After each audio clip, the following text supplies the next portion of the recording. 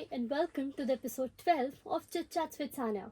So, today I'm here with a special guest, and we'll be having some of the chit chats on technical team secret, how the news actually goes on air. And for this, we have a special guest, Mr. Ravi Pathak, who is a Thank you so media much. person. He is a seasoned MCR and technical operation expert with almost a decades of hand-on experience in India's top media outlets. He served as a senior MCR executive at NDTV Republic Bharat, technical lead at India's News, Delhi, and MCR professional at APN News Channel. Not only this, he is even worked with News 18, currently with Greensi's UK government PSC software development ecosystem, where he gained a valuable experience in advanced broadcast and digital software system. He has truly lived the real heartbeat of the newsroom, the technical flows, PCRs, and MCRs. So we welcome you, sir. Thank you so much, Sanya. Okay, then, let's get going.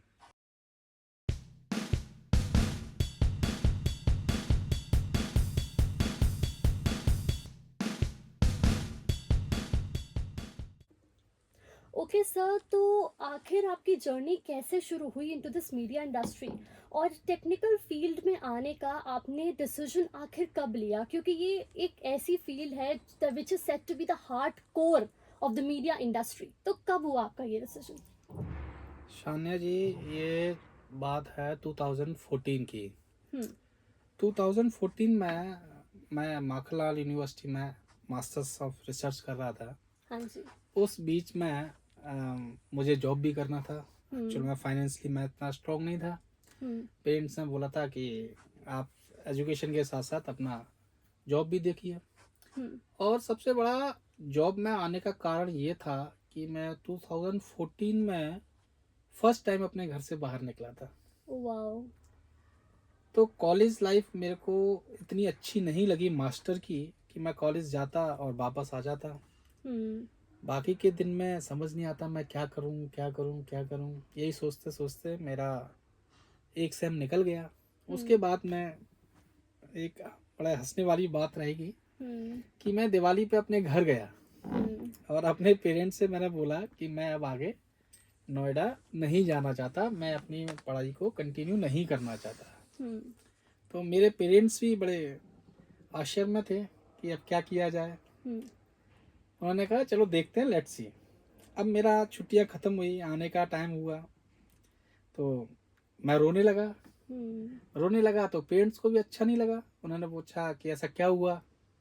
तो मैं बोला कि मेरा मन नहीं लग रहा, मेरे घर छोड़ के जाने की मेरा इच्छा नहीं करती है, मेरा वहाँ टाइम नहीं कटता, अजीब से ख्याल आते हैं।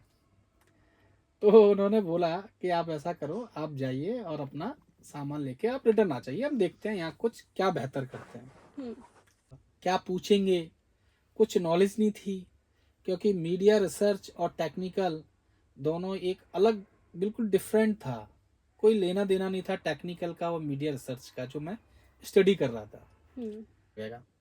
और मैं एक आपको बात एक अच्छी बताऊं, जब स्टूडेंट लाइफ में आप एक बार जॉब करने लगते हैं तो आपका स्टडी से थोड़ा सा मन हट जाता है, हम्म। क्योंकि वो एज एक ऐसी रहती है कि हर किसी को एक कमाने की इच्छा रहती है। हम्म। क्योंकि आखिरकार मास्टर करने के बाद भी आपको कमाना ही है। अच्छा, मेरा ये फिक्स था कि मेरे को जॉब करनी मीडिया इंडस्ट्री में ही है, हम्म। क्योंकि मैंने बैचलर भी इसी में किया, एमिटी यूनिवर्सिटी ग्वालियर से, वहाँ भी यही सीखा। फिर मैंने इंटर्न किया ईटीवी से, तो वहाँ से मेरा करियर मास कम्युनिकेशन के लिए रेडी हुआ। ओके सर, सो न्यूज़ रूम का एक आम दिन आखिर कैसा होता है? क्या सबसे स्ट्रेसफुल मोमेंट होता है जब आप घुसते हो एक मीडिया इंडस्ट्री में, आप वहाँ जॉब करते हो, तो क्या वो चीज़ इतनी स्ट्रेसफुल है जो आप फेस करते हो उधर? स्ट्रेसफुल तो नहीं बोल सकते। स्ट्रेसफुल वो दिन होता है जब एक बहुत बड़ी ब्रेकिंग हमारे सामने आती है। हम्म। न्यूज़ रूम में जब कोई एक बहुत बड़ी खबर आती है तो पूरी न्यूज़ रूम में एक उथल पुथल हो जाती है। हम्म। हाँ, मीडिया इंडस्ट्री में एक बहुत बड़ा चलन है, मेरे नज़रिए से ये चलन मेरे को पसंद नहीं है। हम्म। एक ये कंपटीशन बहुत है कि कौन इस खबर को सबसे पहले दिखाए। हाँ। इस भाग दौड़ की उसमें एक दूसरे को क्रॉस करने के लिए चैनल लगे हुए हैं। हम्म। इस बीच चैनल में लोग ये भी नहीं देख पाते कई बार कि ये न्यूज़ ऑथेंटिक है या नहीं। हम्म। ये बड़ा एक सवाल रहता है। हाँ।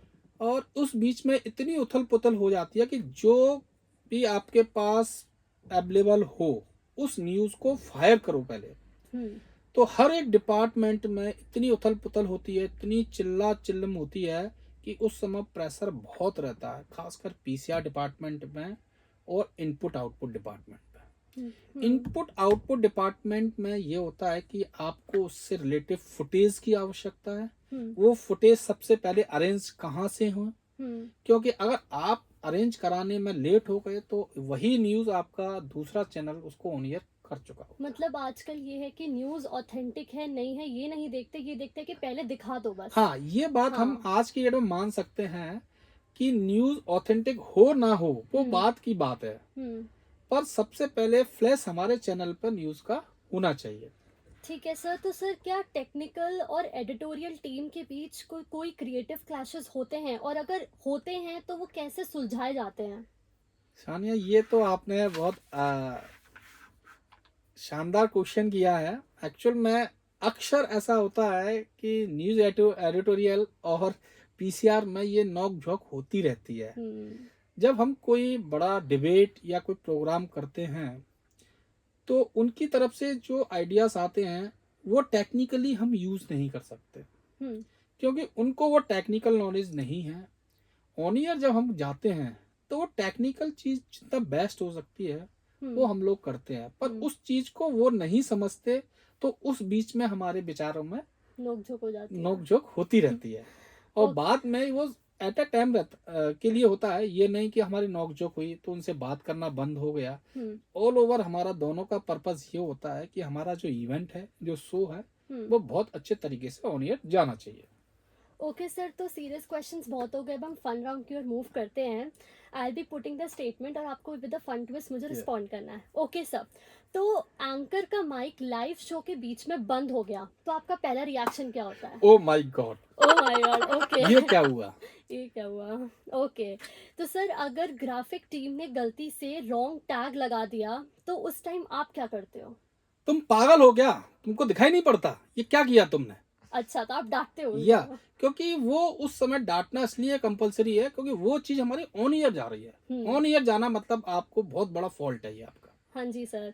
तो सर अगर कैमरा ऑपरेटर आज लेट हो गया तो बैकअप प्लान आप क्या रखते हैं? कैमरा ऑपरेटर का बैकअप प्लान हमारे पास ऑलरेडी हमेशा रहता है। हर स्टूडियो में 2 कैमरामैन हमारे पास रहते हैं। होते हैं। ओके सर, तो इक्विपमेंट जो आप सबसे ज़्यादा यूज़ करते हो देयर कैमरा मीडिया इंडस्ट्री में, आप एज अ टेक्निकल डिपार्टमेंट में कौन सा इक्विपमेंट सबसे ज़्यादा आप यूज़ मेन करते है हो? Camera, lights, cut. कैमरा और लाइट्स और कट। ओके सर, तो ब्रेकिंग न्यूज़ आते ही टेक्निकल टीम का रिएक्शन क्या होता है?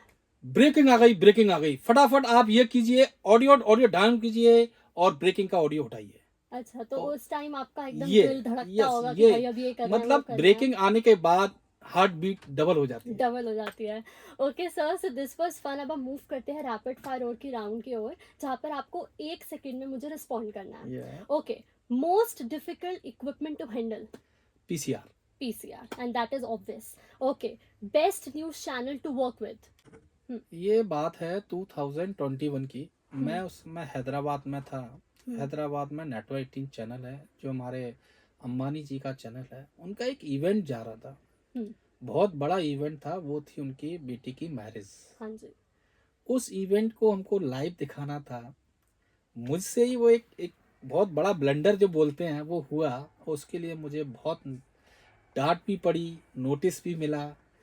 शादी के बीच में मुझसे 2 मिनट के लिए कुछ और चीज ही फायर हो गई थी जो स्क्रीन पर नहीं जानी चाहिए थी। ओह। तो वो इतना बड़ा बड़ा मेरे लाइफ में ब्लंडर था, हाँ। मिस्टेक थी कि उस मिस्टेक को मैं आज भी नहीं भूल पाता। उसके लिए मुझे 15 डेज विदाउट पे वर्क करना पड़ा। ओह। मेरा इंक्रीमेंट रोक दिया गया और मुझे कई अपने बॉसेस को एज अ ईमेल रिप्लाई देना पड़ा, जो मेरा लाइफ का बहुत टफ टाइम था उस समय का। मतलब वो एक बार होने की एक वजह से? मिस्टेक के बाद, उस मिस्टेक के बाद मुझे वहाँ काम करने का मन, अंदर से मन नहीं किया। मेरे बॉस जो थे वो काफी अच्छे थे, उन्होंने सपोर्ट भी किया। पर उसके बाद फिर मैंने उस नेटवर्क टीम को आफ्टर 6 मंथ छोड़ा उसके बाद मैं रिपब्लिक ज्वाइन किया। तो वो मैं इवेंट मोमेंट्स मैं कभी भूल नहीं पाता उसको। जी सर, तो काफ़ी अनफॉरगेटेबल मोमेंट था ये। ओके सर, तो बिफोर रैपिंग द पॉडकास्ट मैं चाहूँगी कि आप मेरे स्टूडेंट्स को, मेरे ऑडियंस को ऐसी एडवाइस दो, अगर उन्हें टेक्निकल टीम में जाना है, अपना फ्यूचर बनाना है, तो उन्हें क्या चीज़ें सीखनी चाहिए, और अगर उनको इस टेक्निकल टीम में अपने लिए जगह बनानी है तो उन्हें क्या करना होगा इसके लिए? मैं सभी विद्यार्थियों से सिर्फ एक ही बात कहूँगा, अगर हम्म। आपको टेक्निकल फील्ड में जाना है हम्म। तो अपना कंसेप्ट और डिसीजन पावर हम्म। शार्प होना चाहिए। आपको डिसीजन लेने की क्षमता होना चाहिए। टेक्निकल में जितनी गहराई में आप सीखते जाएंगे उतना आपको फ्यूचर में काम आएगा।